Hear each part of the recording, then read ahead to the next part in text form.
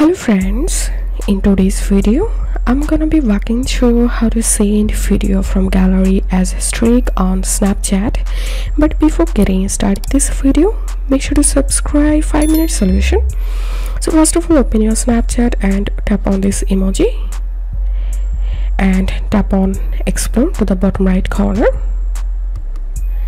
Tap on the search box and type here video upload, and from this list you can select any filter.